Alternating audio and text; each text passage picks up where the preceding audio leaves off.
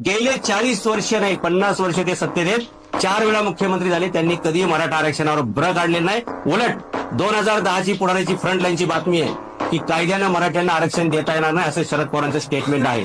आरक्षण घालवायला सुद्धा शरद पवार जबाबदार आहेत आणि आरक्षण न मिळण्याला सुद्धा शरद पवारच जबाबदार आहे. कारण की मराठ्याचे पोरी आम्हाला बोलत नाही, कारण की आपण ओबीसी म्हणून. त्यामुळे आमची देव बसली तर तू मंदिरात जायचं नाही, बरं तिथं पडदा लावून घेतला देवीला. देवीला आधी म्हणत नव्हते असं. नाही, आधी नव्हते. आंदोलन सुरू झालं तेव्हापासून मैत्री खराब झाली. हो ना, तुम लोग का नाम नहीं है.